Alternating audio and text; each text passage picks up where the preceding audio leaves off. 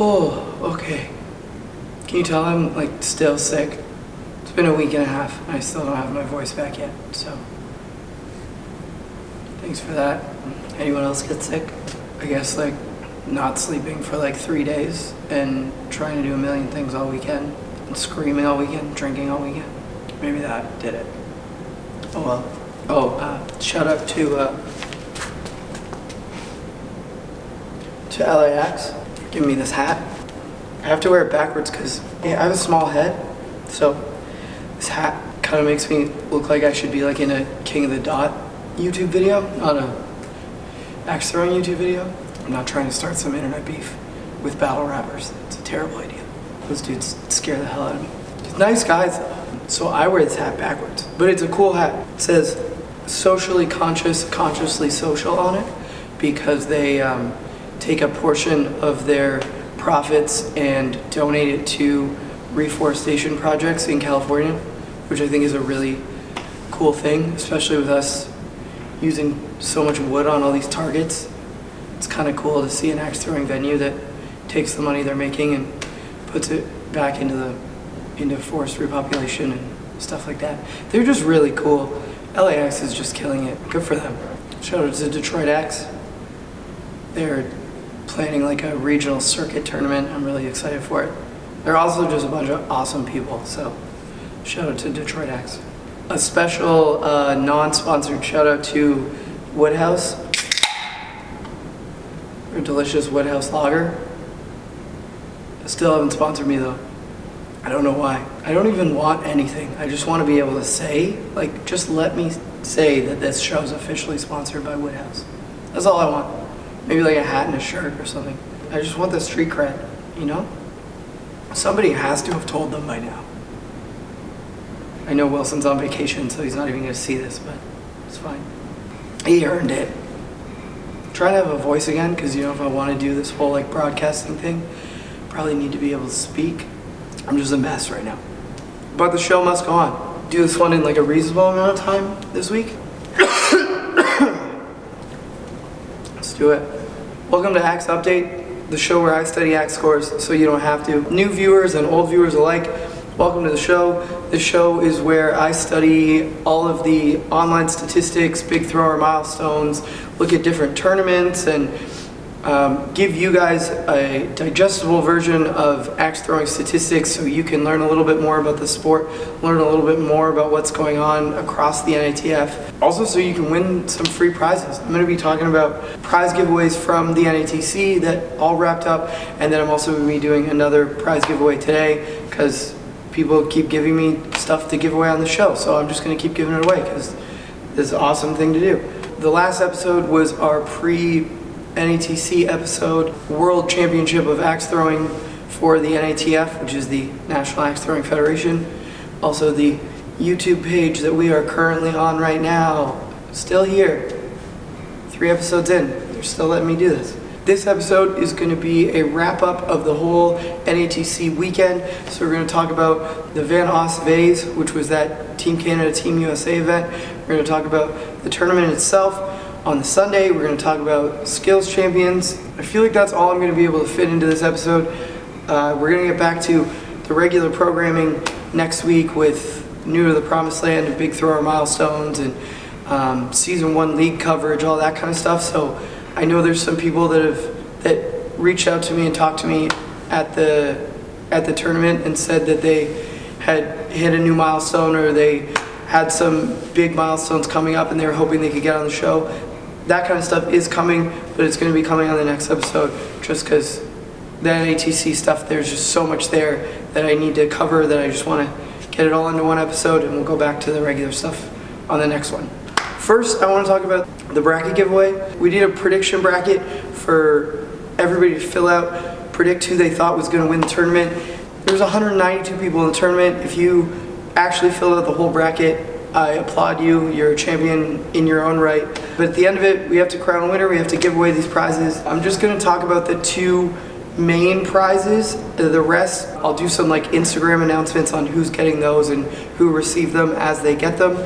There's a lot of logistics with getting stuff to people and where things can be shipped and all these things. But the 2 big main prizes, the first one was from Multi-Tool USA. John Bradley out of Philadelphia coordinated a grinder giveaway from Multi-Tool. The grinder is like over $500 US value, and we were able to give it away for free on the show. So the winner of the grinder is Aaron Gerard from Battle London. I don't think a better person could have won that prize. Aaron's been a anchor for the battle community in London for years, and to be able to give a prize of this size back to somebody who's been a part of the community for so long and contributed so much to the sport, it just feels really awesome. Like, I honestly could not pick somebody better if I had to literally choose someone.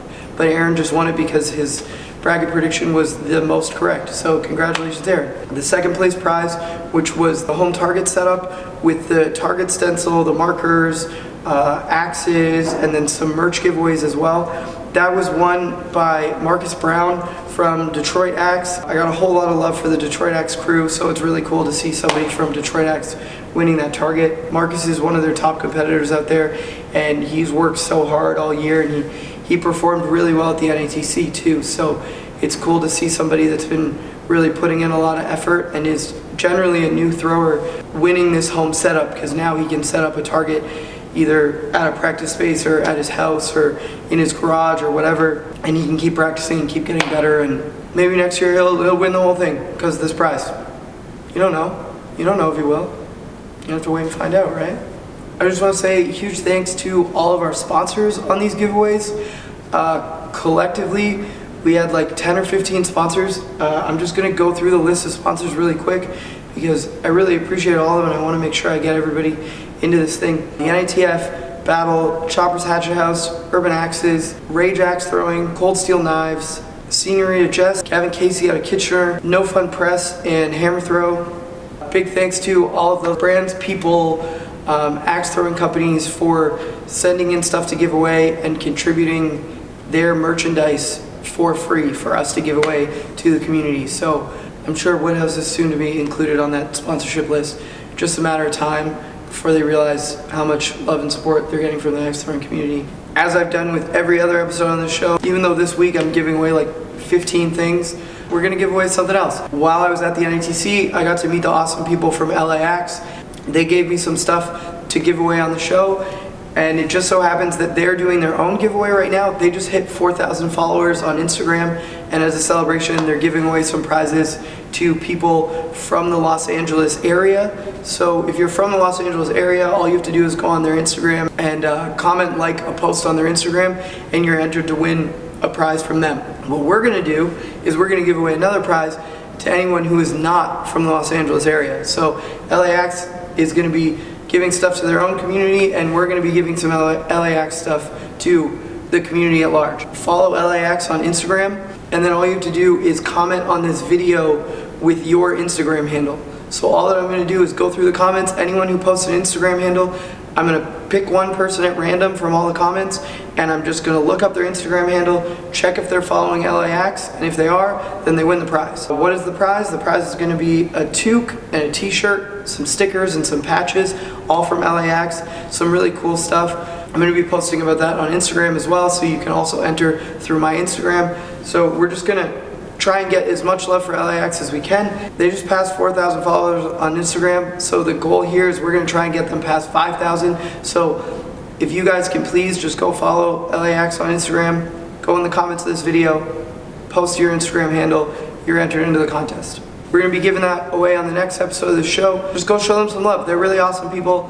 Okay, so I'm going to move on to actual coverage of what happened at the NATC All-Star Weekend. Before I jump into that, I just want to say a huge thank you to anyone and everyone who came up to me throughout the weekend and told me they watched the show, or they liked the show, or they appreciate what I've been doing. Like, that kind of stuff means the world to me, and it was just so awesome to get that feedback from people from all over North America. Like, I met a bunch of people from Calgary that really loved the show. I met people from down in North Carolina that all watched the show. There were people from out in LA that watched the show. There were just people from all over the place, new venues, old venues. The support and appreciation from the community was just overwhelming for me. And I can't thank you guys enough for watching this at all, but for taking the time to come find me at the tournament and talk to me about the show, or even people giving me ideas for what to put on the show in the future. Knowing that you guys are engaged and you have an interest in what's going to be on the show in the future is just so cool.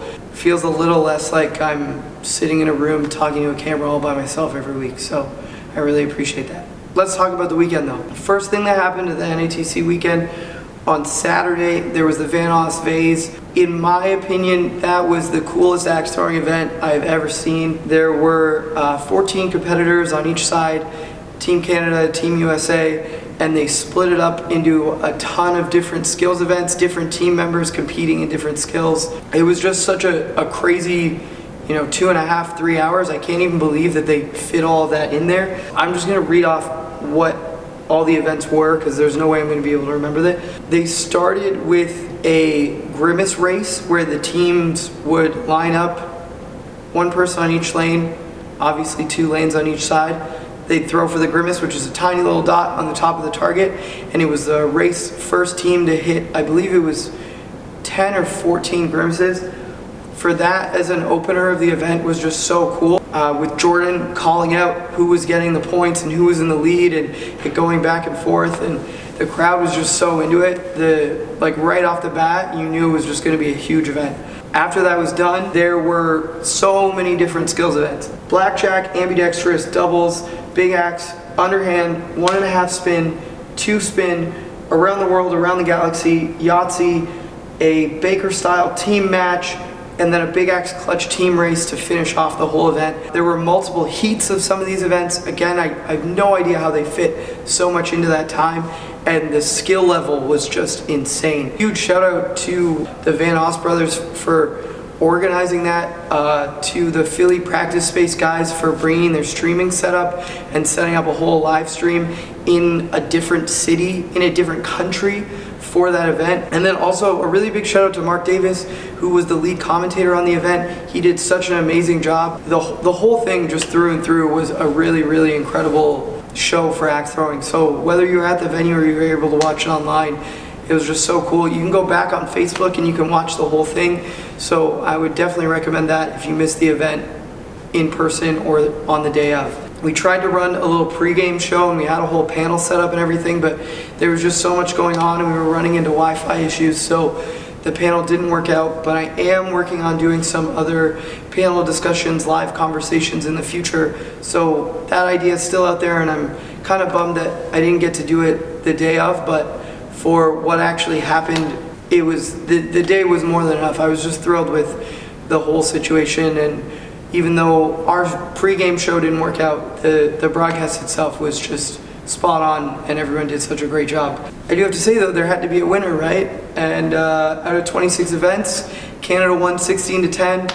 I really thought the Americans had it at the beginning. They won the grimace race right off the bat, but in the middle, Canada just started lining up wins, and by the end of it, it was just out of reach with a few events left. The whole thing was exciting through and through. I really hope they get to do this next year and the year after that, and this becomes a really awesome tradition because it was such a cool event, and I'd really like to see it again next year. After the Van Os Phase event finished, I definitely hung around for like an hour just talking to people and seeing people and having a good time. But after that, I actually got shipped out to Pickering with all the other commentators for the NATC broadcast, and we did a tech run through of all the cameras and how everything was going to work the following day. I definitely was super stressed out going into it just because of the level of quality that broadcast team had. The camera work, the whole crew in the background that was running all the camera switches and using the robotic cameras and stuff, like, it was such a cool experience to be a part of that. And I just want to say a huge thanks to that whole team that did our broadcast on the Sunday. I feel like if you were watching at home, it probably just looked calm and regular, but there were a lot of people that were working really hard on that, and just want to say a big thanks to them for putting that all together and making everything look amazing. But let's talk about the tournament itself. This year was the biggest axe throwing tournament that has ever happened. 192 competitors on the same tournament on the same day. Let's talk about the stats. I'm going to talk about the top 12 competitors the people who actually won some stuff from this tournament, because I can't talk about everybody and I don't want people to feel like they're left out because I talked about somebody and not somebody else. We're talking about top 12, the people that placed, the people that won the prize money, and then I'm just going to do a quick little shout out to a few people that I think did some amazing things outside of those 12. I just want to say a quick little thanks to Chris Proctor-Bennett from Peterborough Axe. He did some extra breakdowns of different statistics. He gave some awesome stats that I was able to incorporate into the show. So thanks so much, Chris, for posting those stats on Facebook. Let's start with the 12. Tied for 9th place was Vlad the Impaler from Kitchener, Spenny Robinson from True North Axe Throwing, Jacob from Battle London, Max Machado from Rage Axe Throwing in Montreal. Vlad from Kitchener and Spenny from True North in Alberta, they were the two competitors that had the biggest jump from their original seed to their finishing place in the tournament. They did a 120 spot increase from where they were seated in the tournament to where they finished, both finishing in the money, getting prize money. Really awesome to see a crazy performance like that. 120 spot change is just insanity. So I hope both of those guys are super proud of their performances. They both went really far. Kudos to them on that accomplishment. Also tied for 9th place, Jacob and Max. Jacob's from Battle London, and Battle London sent a crazy amount of people. They had 18 people just from Battle London competing in the tournament, and of those 18 people, Jacob was the highest ranked out of his venue. Jacob's only been doing this for about 2 years from what I saw on Axe Scores, so for him to do that skill climb and get skilled up and then also finish first out of anyone from London is a really amazing accomplishment, because that is a huge venue and there's a lot of really talented throwers. For their top 3 throwers, an average finish of 12th place, which is a crazy accomplishment for 3 people from the same venue, and a 73rd average finish for all 18. Max Machado, similarly, him and Bear from Rage Montreal were the only 2 people that came from Rage, but out of those 2 people, collectively, as an average on the venue, they had a win percentage as a venue of 67% and an average finishing place of 37th. So they were the most accomplished as a collective, as a venue. Congrats to Jacob and congrats to Max for both being the top finishers from 2 powerhouse venues. Really amazing stuff. Tied for 7th place, Andrew Sinowicki and Cappuccino. Both of them threw over a 5-point per axe score. So they're looking at pretty much all bullseyes plus clutches and statistically very few misses. Andrew had a clutch accuracy of 86.7%, Cappuccino with an 85% clutch accuracy. They were both looking at over 3 points per axe on big axe. When you're going pretty much bullseye and then right to clutches, having anything over 3 points per big axe means that you're hitting a majority of your big axe clutches, which is just an accomplishment in itself. Congrats to both of them. Congrats to the Ottawa crew in general. Cappuccino was one of 9 people from Ottawa that made it to the NATC. That's a big number for that venue, and I know it's the most amount of throwers that they've sent to the NATC. Cappuccino, obviously, the highest placing member of the Ottawa crew. So kudos to Ottawa and kudos to Cap. But I do also want to apologize to Andrew Sinowicki for not including him in the pregame show. I originally was looking at his stats. I had him on my program, but there were some anomalies in his axe scores and I was just really confused. He had only thrown 3 seasons in all of 2018. I talked to him at the tournament and he said he was just taking some time off, but he made sure that he threw 3 seasons with over a 70 average so that he could be in the tournament. Man, was he ever in the tournament. He went the distance with a lot of big names. For somebody that I had not heard of previously and somebody that I didn't think to include in the show, it's a pretty huge accomplishment to finish tied for 7th place out of 192 people. So congrats, Andrew. Tied for 5th place, Stephane, Herta, and Kuya, Randor. Both of their performances in the semifinals, getting down to the end, were insane. Their matches were so entertaining to watch. I got to do some commentary for Randor's match. It was just super cool to see it from the commentary box and just super cool to see how excited both of them were. Stephane was definitely pumping everybody up, getting everybody excited for the finals. These two throwers had the highest clutch accuracy out of all of the top 12 competitors. It was a 92% clutch accuracy for Stephane and a 91.7% clutch accuracy for Randor. So both throwing over a 5.2 score per axe, the highest possible point per axe score that you can get is a 5.4. These guys were both throwing over a 5.2. These guys were just competing at such a high level. They went through so many matches. Stephane took me out in the second round. Had him for a second there, but obviously if he's gonna finish top 5, there was no chance for me. One person who's really been making a name for himself all year, it's Mike Kump, and another person who I think for most people came out of nowhere, Philippe Lachance. The two of them had amazing days, and the match where they played each other was one of my favorites of the entire day. They both played the most matches out of anyone else in the tournament. They played 11 matches on the day, so that is a marathon of a day. The fact that when they were in their final rounds playing each other, and then with Philippe playing Julio, you could see that they were still performing at such a high level of competition. Mike Kump finishing with a 5.194 score per axe. Philippe with a 5.047. Mike hit 36 clutches on the day. Philippe hit 33 clutches on the day. Both looking at crazy big axe stats.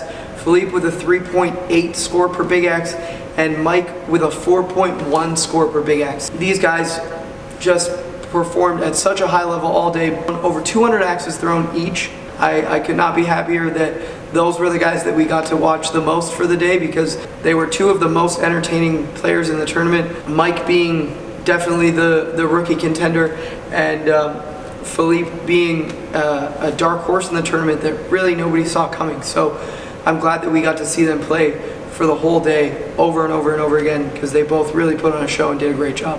Now on to our last two. Julio Romero. Nobody can say anything negative about this guy. The entire crowd was cheering for him all day. Every time he stepped up to throw a big axe, the whole place was chanting his name. You knew the whole crowd was behind him, and he did not disappoint. He had a 90.5% clutch accuracy on 38 clutches. His big axe score per axe was the highest out of anyone, with a 4.946 rounded. That's a 4.95. That is a crazy big axe score. He also only threw 2 threes the entire day on 214 axes. Score per axe was 5.243. I don't even know what to say about that level of competition. This guy took out so many huge competitors throughout the day. I definitely knew he was going to go far. I'm lucky enough that I get to see him throw quite often, and I knew he was coming in with some heat. That's also why I put that big axe video in the last episode for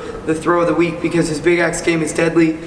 As you saw with the stats, he was the best big axe competitor out of the entire tournament. Just an amazing performance by Julio. You did so great. I'm so proud of you. But your new champion, your 2-time NATC champion, was Shawn Riley. The guy put on the craziest performance on the whole day. He threw 1 3. There were no drops, no ones, nothing, just all 5s, 1 3, 30 clutches with an 89.5% clutch accuracy. He went all the way through the A bracket undefeated, right to the finals. The only loss that he took was that first match to Julio. I mean, big thanks to Shawn for making my prediction in the last episode of the show look that much better. Really appreciate you following through on that. I was really kind of putting my neck on the line there with talking up so much, so thanks for doing your job, buddy. Seriously, the guy was insane. He threw 194 axes, only 1 3. The rest were bullseyes and clutches. As we saw in the tournament, he really took out the best of the best. He played better than anyone else, and he came out the champion. I don't think anyone can argue with that, so can't wait to see you on the tournament circuit this year. I just wanted to throw in one little stat on the side of this. Your top 3 were all battle competitors. Beyond that, out of the top 12, 9 were competitors from battle, and the Battle Toronto region took 5 of the top 6 spots. As much as I'm super excited to see the sport keep growing, I'm so excited to see all these new competitors showing up and showing their talent. It's really cool to see that these people that have been around for a long time are still showing up and still showing that they put in the work and they're here to compete, and they're here to win. So kudos to Battle, kudos to Battle Toronto for the big finishes in the finals. An amazing performance across the board. But also a huge shout out to Mike Kump, Spenny Robinson, and Max Machado for rounding out that top 12 with some new faces. All three of these guys, this was their first time showing up at the NATC, and they made the top 12. So amazing accomplishment for all of them. Can't wait to see what you guys do on the tournament circuit this year, and can't wait to see you guys at the NATC next year. Okay, so outside of the top 12, I just want to do a quick 3 honorable mentions. The first one is to Chris Proctor-Bennett, first for giving me all these awesome stats to help me fill out this show, but beyond that, for being the king of the B bracket. He took 8 matches in the B bracket for a total of 10 matches on the day. So he lost in his second match, and then continued in the B bracket for another 8 matches after that. So congrats to Chris for really grinding it out and getting as far as he did. The second person I want to talk about is Shawn Malby, who was filming a documentary for the sport of axe throwing all weekend, yet somehow was also the sweep king on the weekend. He swept more people in the tournament than anyone else in the entire tournament. He had 5 sweeps out of his 8 matches with a 4.8 points per axe and a 4.75 points per big axe. So not only was he doing this documentary all weekend, he was just lights out at the tournament. So congrats to you, Shawn. What a performance. I have no idea how you stayed focused through all of that while still coordinating all the interviews and stuff. It's just, you're a machine. And I wore my Axadelphia shirt for you, Shawn. So there you go. Lastly, Space Knight, Dustin McKnight. 100% clutch accuracy on 14 clutches with a 5.161 score per axe. He was the only person out of the top 50 to have a 100% clutch accuracy. So I think that's a big enough achievement in itself. I think it speaks for itself. Space Knight, you did amazing, and congrats on the performance, buddy. Skills winners on the day.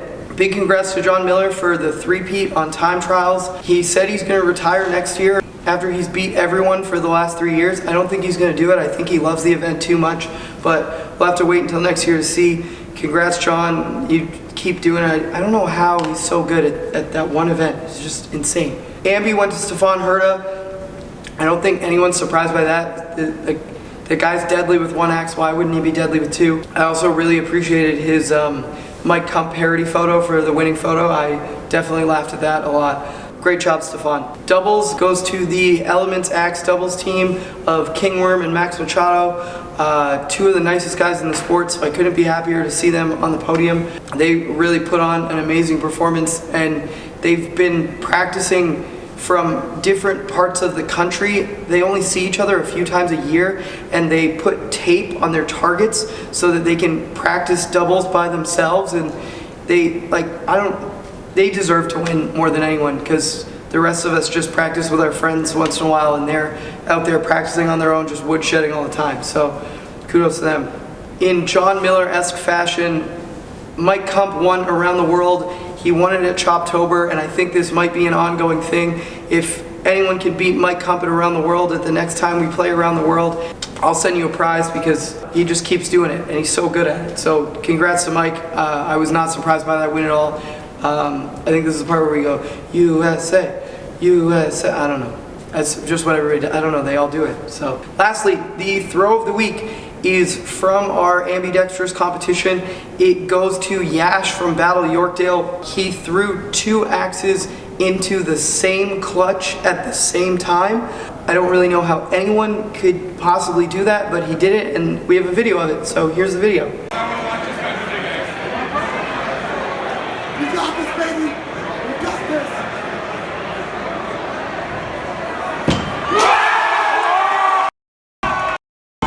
I did not see this live. My brother did, and he was talking to me about it for hours, so I had to find somebody that had a video of this. It's an unbelievable accomplishment, but I think the one weirdest part about it is they're 2 different axes. It's an axe gang and a Collins, and I actually asked him why he was using 2 different axes, and he literally just said, "Oh, I only brought those 2 that day."